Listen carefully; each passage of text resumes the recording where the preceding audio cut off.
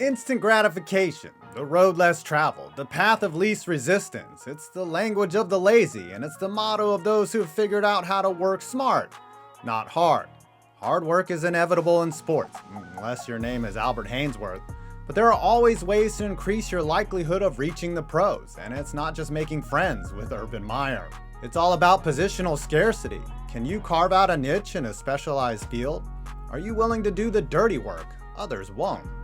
Today we're going to figure out the quickest way to get to the pros in each of the 4 major sports, and that's coming up right after this. Baseball is back, and if you love the game like I do, you don't just want to watch it, you want to play it. And with MLB 9 Innings 21, you can literally play the game everywhere you go. This game is no slouch. It has full, realistic 3D graphics, and you get to control every aspect of the game, from pitching to hitting. It's also fully licensed, so over 2,000 MLB players from past to present are in the game, and it uses live MLB data to adjust player rankings on their cards. I'm pretty sure Michael Conforto's hit by pitch rate is going to get adjusted upwards this week. And it has all the stadiums, which is of course a must-have for me. There are a ton of game modes like PvP battles, PvE, and create a club where you can build your own squad and unlock additional content. You can make either custom uniforms or hitting and pitching styles. So after this video, click on the link below and download MLB 9 Innings 21 and take the game wherever you want to go.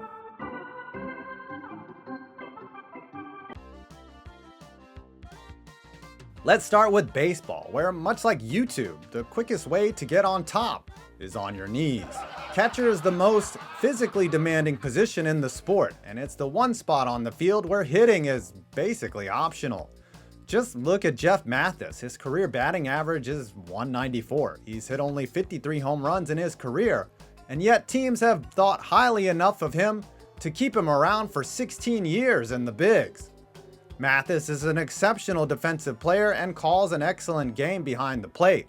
But his career that spanned 3 different decades shows that the supply for guys who can dig out 98-mile-an-hour sliders in the dirt or are willing to block an errant fastball with their nuts is obviously very, very low. Of course, making it to the big leagues on the easiest path leads to the smallest bank account. Catchers don't make squat, pun intended, compared to the rest of their position-playing teammates. The average catcher makes $2.2 million per season, just over a third of what the average right fielder makes. Catcher salaries top out at Buster Posey, who's making $22 million in 2021. Just 4 catchers are making over $10 million. Posey, JT Realmuto, Yasmani Grandal, and Salvador Perez. What's the common denominator? These guys are rare. They can actually rake. Another factor for why they don't get paid? Catchers need the most rest and therefore aren't able to contribute as much on offense. Realmuto led all catchers in plate appearances in the shortened 2020 season, getting in the batter's box 195 times, which ranked 131st in the MLB. Catching is a hard job, albeit not every day. By the way, if you're trying to get into the bigs quickly en road to the show, get in the squat. On back-to-back with off-speed stuff to start this AB, and neither has found the zone. He's trying to pitch him. Do you consent to having hard pucks slapped at your face at 100 miles per hour? Are you good at it? Congratulations, you are now a goalie in the National Hockey League. Seriously, it's not just shocking that most kids don't grow up with the dream of being placed in front of a 72 by 48 inch net and getting domed by a 6-ounce rubberized death biscuit. It's not just about the willingness to be a human shield. Goalies have to be able to skate like everyone else, execute breakout passes, angle themselves towards the shooter, and have the wherewithal to defend against dump-in shots. Goalies have to have quick reaction times, otherworldly hand-eye coordination, and the ability to contort their body to the window between the shooter and the net. They're fitting a niche, quite literally. And that doesn't even begin to explain the mental iceberg that is life in front of the pipes. Roberto Luongo put it best: I don't fear stopping a 100-mile-an-hour slap shot. I fear not stopping it. It's not surprising that at the youth level it's hard to find goalies, but whoever volunteers, aka is stupid enough to do it, gets to be on the ice. Even so, the odds are pretty long you'll be good enough to get in front of increasingly harder slap shots. In the NBA, guards are especially skilled. They have to shoot threes, finish at the rim, pass, and play perimeter defense. Big men can be skilled too. Look at guys like Nikola Jokic or earlier sweet passing centers like Vlade Divac. They can develop those tools, but their greatest asset will always be their behemoth size. When you're born with gigantism, there are plenty of drawbacks. Legroom on an airplane, being 4 inches taller than the average doorway, always having to explain how the weather is up there, and of course, having to reach the top shelf for lesser people. But you've also hit the genetic lottery if you're 7 feet tall, just by virtue of being about 5 inches taller than the average NBA player. In fact, at 7 feet, you'd be 243 times more likely to play in the NBA than someone in the 6'6" to 6'8" height range. It's a pretty simple formula. There's just such a limited number of 7-footers roaming the earth.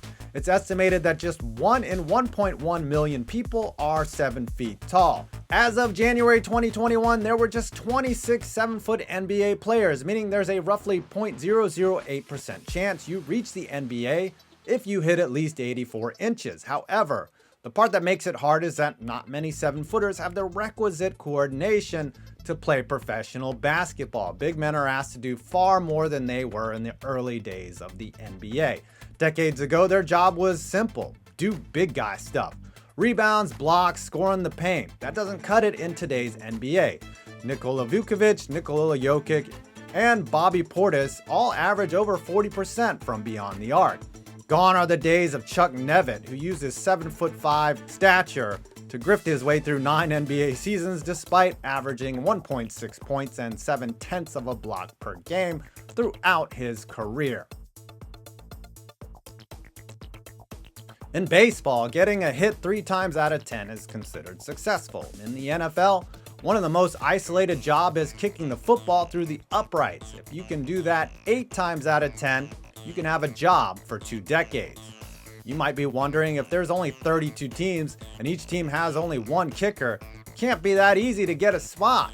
But throughout the course of the year, kickers fail, they miss, and they don't have as long a leash as other players. In fact, roughly 40 kickers attempt a field goal in the regular season, and almost twice as many get a shot in the preseason during positional battles. That's also why mental toughness is just as important as the physical ability to put the ball through an 18-foot wide space behind the end zone. In the NFL, plenty of good players can't find work, but there are no good kickers going hungry. However, even if you are a good kicker in the college ranks, don't expect to hear your name called on draft day, unless you're the best of the best.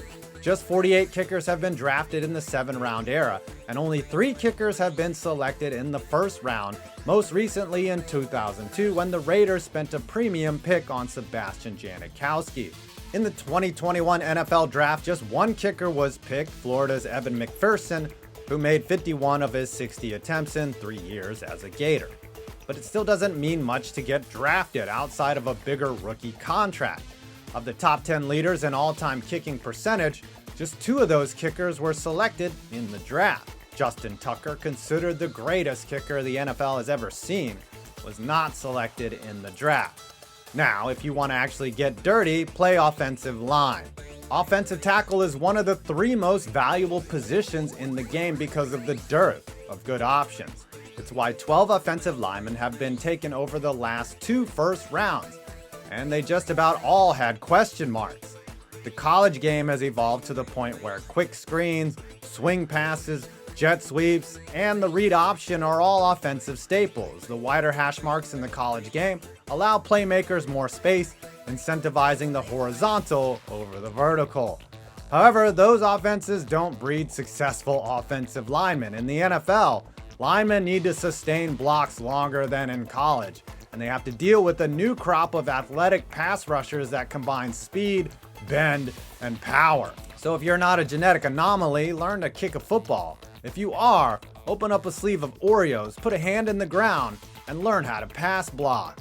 Even in sports, there are shortcuts. Not all athletes are created equal, and if you throw out positional value, you'll find that pro sports aren't totally a meritocracy. Sometimes it's not about being well-rounded, it's about developing a rare skill. Kicking a football, getting hit in the face with a puck, framing a pitch, or being tall as shit. Well, I hope you enjoyed this video. Please do not forget to check out my channel for more interesting videos on sports. I'm 5 Points Vids, and you made it to my next video.